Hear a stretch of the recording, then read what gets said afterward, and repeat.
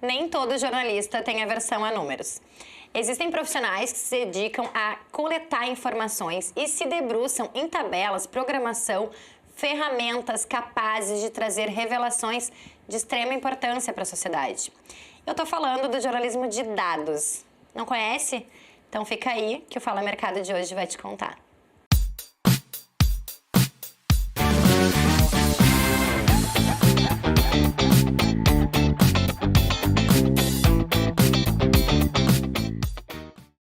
Pode parecer meio doido para quem faz comunicação querendo fugir dos números, mas o fato é que os meus dois convidados de hoje não fogem, como são bem íntimos de algum desses aspectos aí que eu já citei. Então sejam muito bem-vindos, Nayra Hoffmeister e Francisco Amorim. Gente, deixa eu contar uma coisa para vocês. Como vocês são estreantes, eu vou dizer o seguinte: no Fala Mercado, o protagonismo é do mercado. Então, é tudo com vocês. Preparados? Bora. Vamos lá, né? Não estou, mas vou ficar. Bom, primeiro eu gosto muito de, quando a gente traz um assunto novo, e no caso do jornalismo de dados a gente ainda não tinha tratado aqui no Fala Mercado, de ser bem didático à nossa audiência. Então eu queria ouvir de vocês, vou começar pelas mulheres, Chico, com todo respeito. O que é o jornalismo de dados, né? Pra gente entender o contexto ou o conceito de jornalismo de dados. Eu sou uma jornalista de dados, gosto sempre de fazer esse disclaimer, né? Que não tem, assim, eu não estudei programação, eu sou uma jornalista formada em 2006, né? Assim, a gente não tinha essa disciplina na universidade, né? Então, todo o meu conhecimento sobre jornalismo de dados, que não é enorme, vou ser bem sincera, foi da prática mesmo, né? Então, assim, o que eu vou dizer sobre o que é jornalismo de dados é um pouco a minha visão sobre essa disciplina, né? Sobre esse conjunto de técnicas e de metodologias que permitem a gente levantar uma história. Acho que a primeira coisa que, para mim, define o jornalismo de dados é a independência das fontes tradicionais, né? Eu acho que isso é uma coisa super importante, porque quando eu estudei jornalismo, quando eu comecei a fazer jornalismo, a gente dependia da fonte humana, né? Assim, se tu queria dar um furo, tu tinha que ter um cara dentro de um ministério, um cara dentro da secretaria que te passasse uma informação, né? Em geral, tu tinha que contar com uma rede de fontes, que é super importante, continua sendo fundamental, né? Mas o jornalismo de dados te permite te independizar dessas fontes. E te permite, por exemplo, eu sou uma jornalista freelancer, desde sempre eu fui freelancer, desde o início da minha carreira, né? Isso me permitiu, por exemplo, conseguir encontrar grandes manchetes importantes a partir de bases de dados que são públicas ou que a gente constrói. Então, acho que essa seria o meu primeiro conceito, né? Assim, a primeira ideia de jornalismo de dados. Muito bom. Chico? Eu concordo plenamente com a relatora. Jornalismo de dados é basicamente você apostar num conjunto de provas que vão além daquele jornalismo de fontes que te traz documentos. Por vezes a gente chama de jornalismo de dossiês, em que você tem uma fonte que consegue trazer uma informação e você testa ali depois se aquilo tem relação mesmo com a realidade, se aquela fonte trouxe informações importantes. Eu acho que a gente tinha uma definição muito boa aqui do Marcelo Trezel, meu colega de pesquisa, é que jornalismo guiado por dados é uma definição mais apropriada. Ou seja, você trabalha com essa ideia de que os dados vão te guiar por esse caminho. Então, ao contrário de um jornalismo em que o dado é um jornalismo com dados, em que ele é muito mais acessório. Eu acho que a base disso, para um primeiro momento aqui, é pensar que jornalismo é uma ciência social aplicada. Tem método e tem que testar hipóteses. Perfeito. Então, o que o jornalismo faz é tentar mensurar um pouco o que é... Se aquilo que você procura, né, nos dados se transforma numa tendência, num padrão ou em algo raro. O jornalismo de dados te ajuda a mensurar. Né? O que eu estou encontrando aqui é raro, é notícia. É epidêmico, é moda, é notícia. Esses extremos se dão a partir de uma verificação que os dados permitem. Né? Então, acho que é por aí. É um jornalismo que é guiado pelo que os dados te mostram, a partir de uma pergunta que é só tua. É isso que é bacana, né? Você tem sempre o humano né? O jornalismo fala sobre interesse humano. Perfeito. É sempre o humano a perguntar. Né? A gente pode dizer, por exemplo, o que vocês estão me trazendo aqui, a gente já falou outras vezes aqui, tiveram episódios que a gente falou, por exemplo, de jornalismo investigativo, e aí a gente fala, né, todo jornalismo deveria, por essência, ser investigativo. Mas quando se aplica isso ao jornalismo de dados, ele é mais latente, porque essa coisa do não se contentar com a fonte, de ir mais a fundo no dado, de ter mais subsídios para contar uma história. Essa investigação, ela faz mais sentido quando a gente atua com jornalismo de dados? Ou não, é todo mundo igual? Eu acho que faz muito sentido. Hoje eu não vejo jornalismo investigativo que não esteja conectado com um conjunto de dados. Porque você tem um especialista e a fonte, não só agora, mas no primeiro momento, que é quando ele traz uma informação, mas ao final, como um consultor ad hoc, como alguém que vai te ajudar a entender os dados. A formação do jornalista é generalista, né? Então, às vezes, você vai precisar dessa fonte em mais de um momento do trajeto, mas sem os dados, hoje, qualquer investigação, seja na política, seja no esporte, seja na economia, você não tem como abrir mão da prova, e a prova se dá por meio de dados. E quando a gente fala em dados, né, a Naira modestamente fala que trabalha pouco com jornalismo de dados. Quando você olha as matérias dela, você encontra o dado rubricando toda a construção da matéria. E isso é muito importante. E dado nem sempre é tabela gigante, nem sempre é os gráficos. Eu não gosto muito de jornalismo de dados de pirotecnia. Você coloca um monte de tabelas, gráficos interativos e, na verdade, você tem um canhão para matar um mosquito. Às vezes, o jornalismo de dados te leva a uma única informação. Isso está certo, isso está errado. Isso existe, isso não existe. Ele cometeu ou não cometeu aquela infração. E você não precisa... jornalismo de dados ou guiado por dados, em tese não precisa nem ter gráfico. Né? Ele está te provando uma hipótese, né? Legal. E Naira, para ti? Não, eu acho que eu concordo plenamente com isso que o Chico falou, né? Que eu não consigo imaginar o jornalismo investigativo sem o apoio de dados, né? Porque realmente robustece muito, né? Te permite fazer a manchete mais incisiva, né? Tu sabe qual é exatamente o ponto que tu pode ir, até onde tu vai, né? Mas eu também acho que o jornalismo guiado por dados pode ajudar muito o jornalista do dia a dia que está cobrindo ali o hard news, entendeu? Porque, por exemplo, assim, para mim sempre foi um troço muito angustiante, desde quando eu comecei a estudar jornalismo, essa cobertura, por exemplo, diária que se faz baseada exclusivamente no que as fontes falam, né? Assim, as autoridades, por exemplo, né? Aquela manchete que tu põe lá, fulano, né? Não sei o que, o Estado lá, diz fulano de tal, né? Assim... eu acho que para esse jornalista, por exemplo, os dados podem auxiliar muito, tu entendeu? Porque tu pode contrapor uma fonte, tu pode perguntar para uma autoridade que está afirmando uma informação, a autoridade está dizendo que fez tal coisa, mas tu tem uma fonte de dados e tu diz, mas... prezada autoridade, aqui esses dados dizem outra coisa, entendeu? Então, acho que pode auxiliar imensamente. Às vezes, não precisa estar necessariamente na cara da matéria, sabe? Dentro ele pode ajudar a gente a preparar. Legal, né? legal. E tu teve um trabalho de fact-checking também, né? Com bastante tempo. E aí, eu falo nisso, trago isso, na verdade, porque o Chico trouxe uma coisa interessante, que é o jornalismo de dados, ou guiado por dados, ele não é necessariamente números, né? Ele também é uma informação, né? É tu poder te cercar de informações. E eu acho que isso tem... Eu queria te ouvir um pouco, Naira, sobre o que esse jornalismo de dados influenciou no teu trabalho durante muito tempo. E acho que ainda faz, né? Eu lembro nas eleições de muito trabalho para vocês do fact-checking, enfim, desse subsídio para contrapor uma fonte. Como é que foi para ti?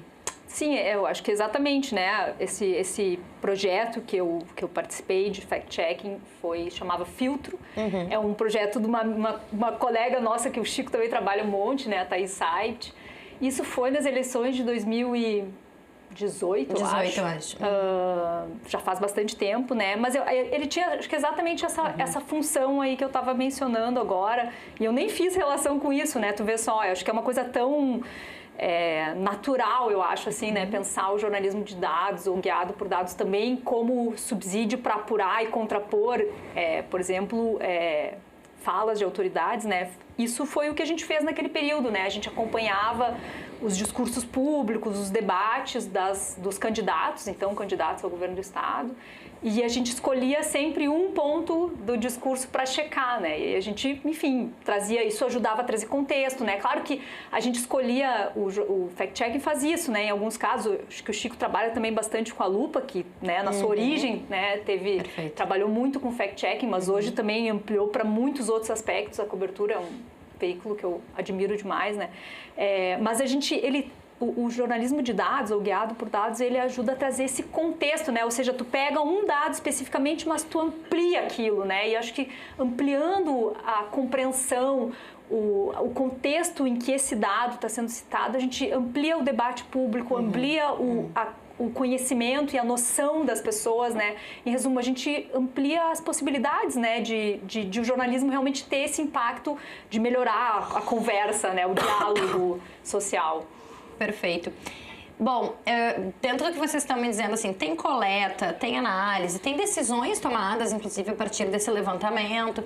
Eu queria que vocês explicassem um pouco para a nossa audiência como se dá o processo desse jornalismo guiado por dados, né? Assim, quais são as etapas que precisa se chegar ou para a construção de uma matéria ou para a preparação de uma entrevista, por exemplo, que eu acho que também é super válido. Como é que a magia acontece aí dentro desses dados? Eu acho que tem muitos caminhos, Márcia. Eu acho que, basicamente, a gente não foge do que é pauta, né? Do que é interesse público para aquele repórter, para aquele veículo. Jornalismo de dados é um recorte muito específico de ciência de dados. Pese eu não gostar desse termo ciência de dados, porque toda ciência é de dados, ou trabalha com dados, mas você olha para um problema e tenta encontrar respostas a partir de dados. Então, o que eu tenho dado para isso? Eu tenho informação que eu posso coletar, né? Em sala de aula, às vezes a gente conversa que nem todo assunto tem naquele momento uma oportunidade de coleta de dados. Seja porque os dados não estão disponíveis, porque eles não foram produzidos por uma fonte primária.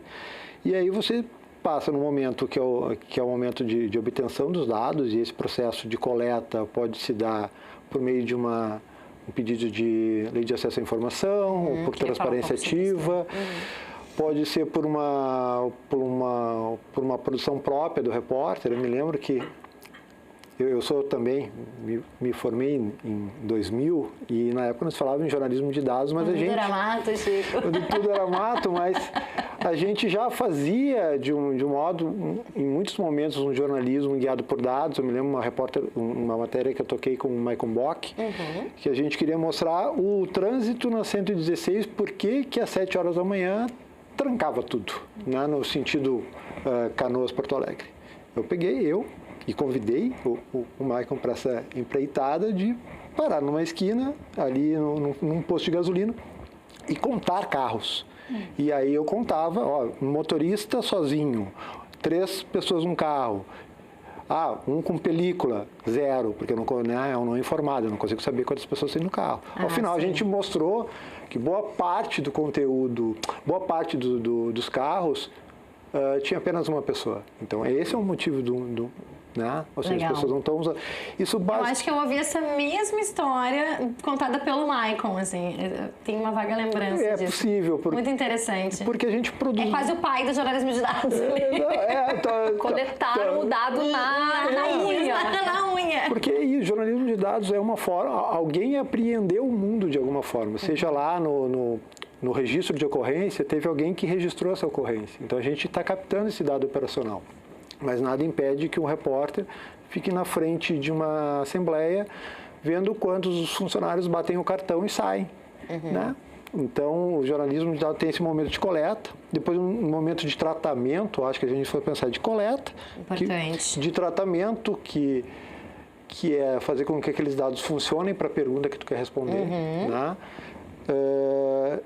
E às vezes isso é muito problemático, né? Sabe, porque você está cruzando dados de diferentes fontes, você tem que normalizar alguns dados, o padrão, às vezes você pega planilhas. Estou trabalhando numa matéria em que eu estou usando dados de um órgão federal e durante 2 anos eles mudaram o formato de distribuição da transparência ativa, uma hora é CSV, uma hora os dados estão com nomes diferentes, as colunas de informação, então você passa por esse tratamento para depois chegar na análise. Da análise você testa a sua hipótese, né? Eu gosto muito do Hunter, que é um professor de jornalismo, que ele fala que o jornalismo investigativo e o de dados, você tem que ter uma pergunta, uma hipótese, né, em que você vai testar, né, refutar ou não. Então, esses dados na análise, eu encontrei esse desvio de dinheiro, eu encontrei esse aumento dos feminicídios, eu encontrei esse maior investimento em educação, encontrei. Bom, aí eu vejo, eu preciso de um gráfico, ou eu preciso ir para a rua, né, porque o repórter ainda tem que tirar. Tem que estar na rua. Né, a bunda da cadeira, pode falar, tia, pode falar, aqui a gente deixa. E procurar o case, procurar a história. Claro. E às vezes, de uma história específica, eu sempre dou um exemplo bizarro, uma criança que toca piano aos 3 anos, isso é raro ou é comum toda criança de 3 anos? Eu não tenho filho, é raro ou não? São os dados que vão me dizer, e a partir disso, é muito raro. Bom, então vou pegar aquele case que chegou até o jornal, chegou até o veículo, e vou contar essa história, o quão raro é. Né? Então, acho que esse momento é que, no final da análise, você decide, precisa de gráficos, precisa de um mapa para mostrar essa simetria no país. Então, é mais ou menos essas etapas. Né? Você tem uma etapa de coleta, depois uma de tratamento e análise, e depois, quando você vai trabalhar com a visualização, você decide se você pode ter uma matéria de dados em que você não tem nenhum gráfico. Nenhum gráfico. Essa coisa do tratamento, eu me lembro muito de uma época quando começou a falar de ciência de dados, né?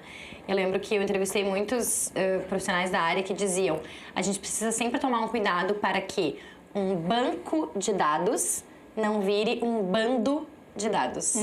Porque aí é esse o tratamento, esse filtro que precisa ser feito. A Naira nos confidenciou, assim, antes da gente ligar as câmeras, que ela é mais analógica, né? Que é a coisa do contar ali, quase como o Chico e o Maicon lá fizeram. Conta pra gente um pouco do teu processo de dados, assim, desse jornalismo guiado por dados. Eu faria muito bem essa matéria da estrada. Ótimo. Bom, eu acho que é isso, né, Márcia? Assim, como falei antes, eu não estudei programação. É uma coisa que eu gostaria muito de fazer, inclusive, porque eu acho que quando a gente entra um pouco nesse mundo dos dados, ele é impossível não se apaixonar, assim, porque ele te dá muitas possibilidades de trabalho, assim, né, de análise. Eu realmente adoro, né? Então, eu procuro usar em todas as matérias que eu faço, eu procuro usar algum tipo de análise mínima de dados, assim. Mas é isso, por exemplo, eu não consigo lidar com bases de dados gigantescas, né? Assim, porque eu não tenho essa capacidade ainda de conhecimento. É uma questão de estudo, né? Precisa estudar um pouco para saber fazer isso. Mas eu acho que uma coisa que é muito importante para todo jornalista de dados e que eu acho que eu aprendi a fazer, é isso que o Chico estava falando, né? É a gente pensar as perguntas, né? Para isso, tu não precisa ter estudado programação, né? Então, eu acho que o que eu tenho feito normalmente é exatamente isso, assim, né? Quando eu começo a fazer uma matéria, eu começo a investigar algum tema, eu sempre vou, primeira coisa que eu faço, eu vou buscar que bases de dados existem sobre isso, né? Hoje, o Brasil tem muitas bases de dados abertas, né? São muito ricas, né? E às vezes a informação está até numa base de dados que tu nem pensou, né? Assim, ou nesses cruzamentos, né? Então, a primeira coisa que eu faço é tentar entender isso, assim, aonde que estão esses dados, que tamanho tem esses dados, né? Se eu tenho capacidade de lidar ou não com eles. Se eu não tenho, se eu noto que é algo que é mais exige um conhecimento maior do que o que eu tenho, eu chamo alguém, por exemplo, chamo um Chico da vida, entendeu? Me ajuda aqui, eu quero fazer essas perguntas, né, para essas planilhas, quero saber se a gente pode cruzar isso aqui e tal. E eu acho que nesse início, né, e depois no fim, eu acho que também tem um outro processo muito importante, que é justamente de tu validar. Depois, bom, então tá, essa é a minha matéria, eu escrevo, e agora eu vou refazer os passos para checar se tudo isso aqui continua de pé, né? Porque às vezes tu vai usar um dado num pedaço da matéria, outro dado, e de repente tu te dá conta, não, peraí, isso aqui tá uma contradição, né? Não é possível, né? Então eu acho que esse momento também mais final, assim, também é super importante, assim, eu uso muito, né? Enfim, e aí vou consultando, por exemplo, para mim, que sou essa jornalista mais do detalhe, às vezes eu pego lá um conjunto de, sei lá, uma base de dados de multas, por exemplo, eu vou fazer esses totais, entender quem foi mais multado, quem foi menos multado, os valores, tarará, mas eu adoro olhar a descrição da multa, entendeu? Porque ali tem a cor, como a gente chama da história, né? Uma maior multa, aí o fiscal do IBAMA escreveu lá que o cara desmatou e matou não sei quantas jaguatirica e não sei o que e tal, e aí isso aí tu já tem um olho pra pauta, né? E isso também às vezes aproxima o leitor, né? Muito bom. Gente, pra gente ser ainda um pouquinho mais didático com a nossa audiência, eu queria que vocês trouxessem pra gente, assim, exemplos, né, de matérias, e até revelo pra audiência, assim, que na construção desse episódio a gente trocou, que aliás foi um episódio que durou mais ou menos uns 6 meses pra acontecer, né, Chico? Pra quem não sabe, o Chico não mora mais em Porto Alegre, que é onde a gente grava o Fala Mercado, então a gente foi tentando ali uma agenda, enfim. E o Chico até me mandou um exemplo de matéria feita a partir dos dados. E ele brincou, isso aí é dado na veia. Então eu queria que vocês trouxessem assim, exemplos. A gente tem aí, talvez um dos grandes clássicos, que é a Vaza Jato, né? Talvez um dos grandes, uma das grandes reportagens emblemáticas do jornalismo de dados. Mas eu queria outros exemplos de vocês, que podem ser de autoria de vocês ou não, enfim, como experiência própria, ou algo que vocês realmente marcou também a carreira de vocês, vendo outros colegas produzirem, enfim, o que vocês trariam para ficar mais palpável para a nossa audiência o que significa esse jornalismo guiado por dados? Eu acho que tem... Eu vou trazer um exemplo de um trabalho que eu fiz com uma colega agora recentemente sobre data centers, que é um assunto que a Naira tem se debruçado de uma forma bastante intensa, né? Teve uma matéria há pouco sobre a questão de Eldorado. Era uma discussão sobre o impacto, né, de um data center numa cidade. E a gente queria entender se esse impacto se dava em cidades mais frágeis do ponto de vista ambiental. Então, quais são os problemas alegados nessa discussão? A questão de energia e a questão de uso de água. Então, a gente pegou uma lista que a gente conseguiu com o Ministério de Previsão, né, de aumento de consumo energético. Essas empresas elas precisam de mais energia, então a gente tinha a lista de quem pediu para ter mais uso de energia. A gente pegou essas empresas, a gente pegou as cidades onde elas estariam ou seriam instaladas, e a gente foi para uma base do governo onde todos os dados sobre calamidade pública, decretos de calamidade, de emergência, são registrados. Então a gente conseguiu cruzar essas duas informações, a lista de data centers com uma lista de cidades que sofrem com estiagem seca, e encontramos uma relação. Alguns data centers estão sendo instalados em locais que têm um histórico de problema hídrico, né? A gente deu nessa matéria que eu produzi com a Laís no Intercept, a gente mostrou que uma cidade, Calcaia, em 20 anos, se não me engano, 20 anos, 18 anos teve problema, algum tipo de problema hídrico que levou, né, a um decreto, a uma situação de emergência ou até... Então, você consegue identificar com bases distintas que aquele comprova, ou seja, temos um problema. Alguns data centers estão sendo instalados em lugares que talvez não deveriam. Existe uma discussão muito mais profunda sobre data centers, mas assim, do ponto de vista de provar uma hipótese, né, a gente fez isso. Legal. Um outro exemplo rapidinho aqui, toda essa discussão da Foz do Amazonas e da Petrobras. Aí, um projeto na Lupa, a gente queria entender qual é o impacto, né, das multas ambientais no país. Aí é muito simples, a gente foi para uma base do IBAMA, que é uma base que tem alguns problemas, ou seja, a gente tem dados duplicados, tem que fazer um tratamento estatístico importante ali para que tenha um poder, né, de análise maior, e a gente chegou à conclusão que nos últimos 25 anos a empresa mais autuada pelo IBAMA é exatamente a Petrobras, né? E aí tem uma questão que ela é mais multada exatamente onde ela diz que vai ser mais segura na foz, ou seja, em águas. A maior parte das multas da Petrobras hoje não é numa refinaria, não é em terra, é em mar. Então, qual é o debate que a gente traz? Olha, a gente está mostrando que realmente tem algo a se cuidar, né, nessa questão da foz do Amazonas, porque a empresa que estaria ali, ou estará ali, ou pode estar ali, ela tem um histórico, né? Ela é a maior empresa do país e também é a mais autuada pelo IBAMA. Então você consegue, com uma base, testar uma hipótese. Quem é a empresa mais autuada? A Petrobras. E curioso, os dados sempre surpreendem. A gente estava com essa questão ambiental da foz do Amazonas e tal, mas eu não tinha... A Petrobras apareceu nos dados. Eu queria saber quem é a empresa mais autuada no país em mais de 2 décadas. Eu quero saber. Eu até achava que talvez pudesse ser outra empresa, tá? Eu não vou dizer aqui porque os dados não confirmaram. Eu também ia... E aí foi uma surpresa. E quando eu vi os dados, eu acho que essa surpresa, né, que os dados eles te surpreendem. Você vai com uma hipótese para testar. E aí você vê, não, olha, é a empresa, né? No caso apareceu a Petrobras, e aí você percebe, bom, essa empresa está numa discussão neste exato momento, né? Que é a questão da foz do Amazonas. Então, acho que os dados, eles, às vezes, eles acabam também te surpreendendo, né? Às vezes você acha que está acontecendo um fenômeno e os dados te mostram outro, né?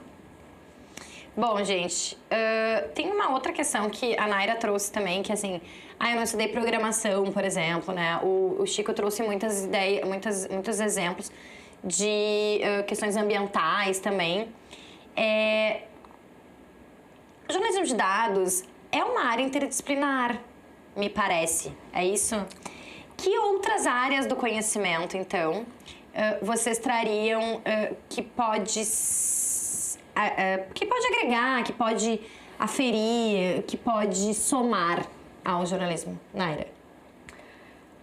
Bom, eu acho que, assim, obviamente, toda essa área de tecnologia e de engenharia de sistemas, né, eu acho que é uma coisa que ajuda o jornalismo de dados, mas eu acho que tem essa, eu acho que é sempre importante, assim, Márcia, a gente, como eu sou essa pessoa que não tive essa disciplina, não estudei programação, mas eu faço jornalismo de dados, eu sempre gosto de dizer assim, bom, é óbvio que é muito legal tu ter um programador na tua equipe, é óbvio que é muito legal tu ter um cara que manje de sistemas e que consiga resolver problemas que tu tem ali na hora que tu vai lidar com essas bases de dados, mas eu acho que a coisa mais importante quando, por exemplo, no meu caso, é a gente conseguir chamar qualquer outra, sabe, assim, outros colegas, outros jornalistas, sabe? Por exemplo, assim, vou dar um exemplo, pegando até a pergunta que tu fez antes, assim, de trabalhos que foram importantes.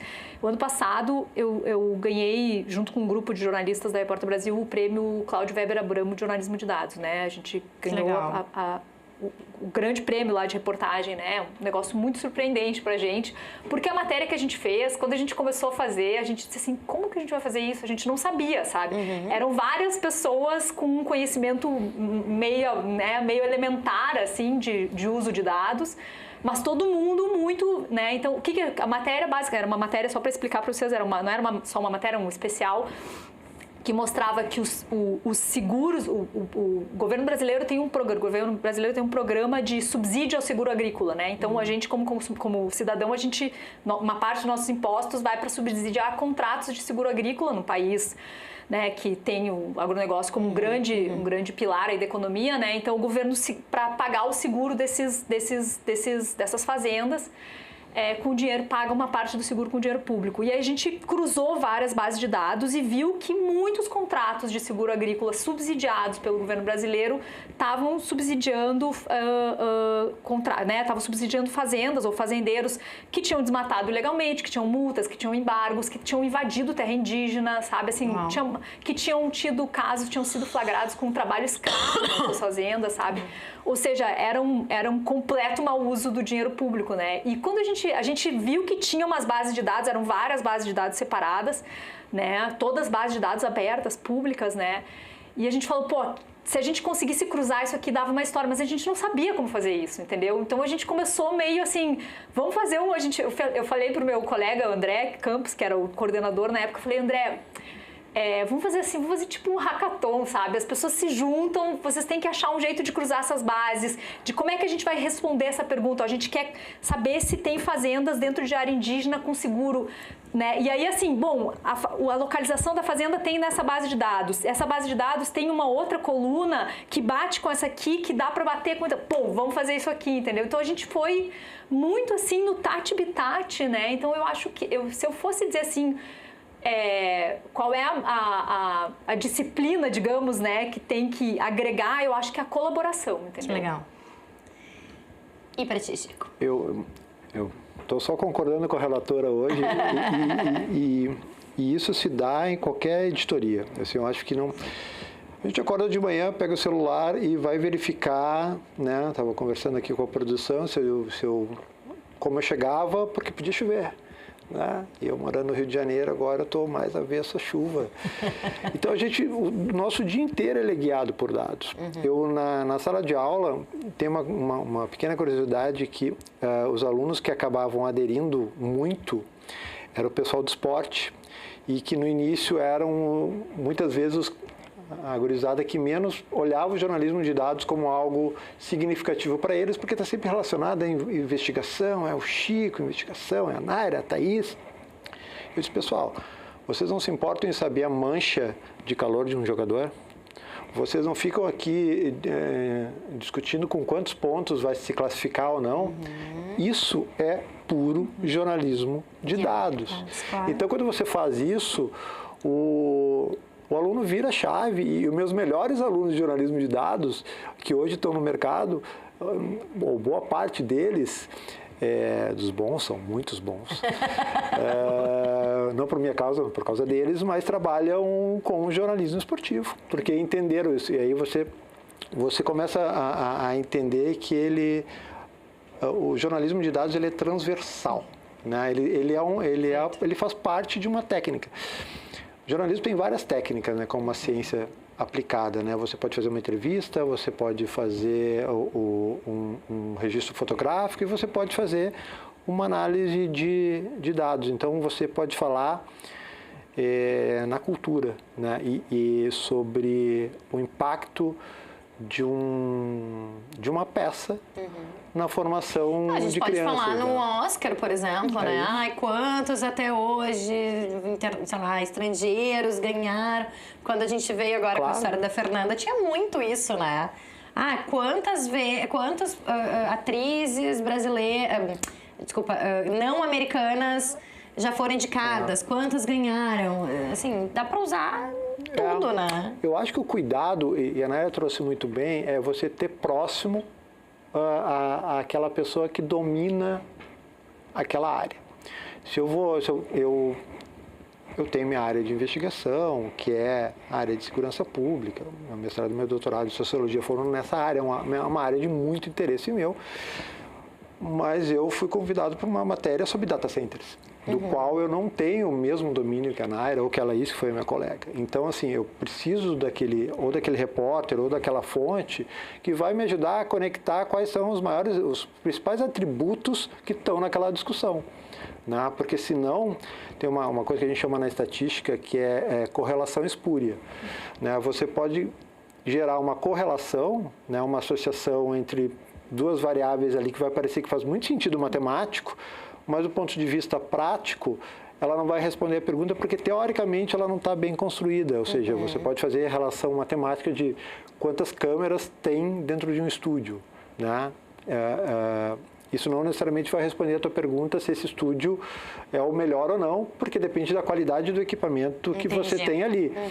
Então, sempre quando você pensa em jornalismo de dados, sempre você precisa de alguém que diga, essa variável aqui pode ser usada. Porque às vezes a matemática ela é encantadora quando você... Porque às vezes ela te dá os resultados. Não é não. Ela é. Porque ela te... Até porque ela não aceita desaforo, né? Mas ela pode te enganar, porque se você... a matemática, a estatística, ela depende da teoria, da área, para que aquelas relações tenham valor, né? Então é muito importante ter um especialista que te ajude a pensar, né? E pensar na validade daqueles dados. Um exemplo muito rápido, né? A gente tem dados de PIB municipal, coeficiente de Gini, que vai medir desigualdade. Às vezes os dados têm um tempo, né? Eles foram produzidos lá em 2010 ou 2015. Eu posso usar um dado de 2010? Depende. Em tese, um dado sociodemográfico de 2010 sobre uma cidade não está bom mais. É defasado. Né?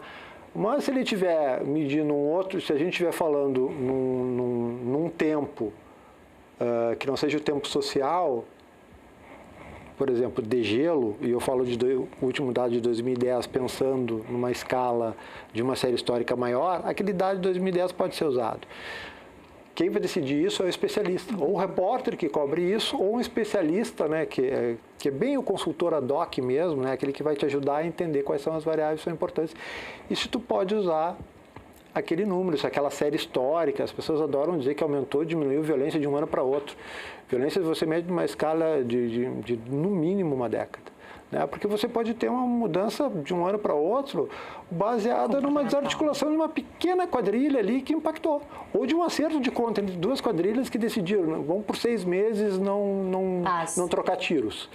Né? Então, acho que ela é muito transdisciplinar.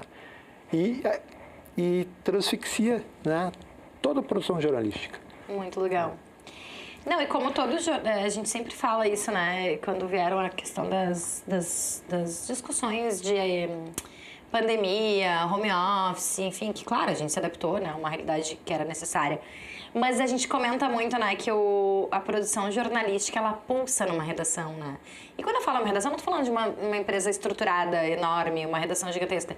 Mas essa troca entre a gente, né? Entre vários jornalistas ou outras disciplinas, né? A gente tem vários casos de redações que tem antropólogos, psicólogos, relações públicas, enfim.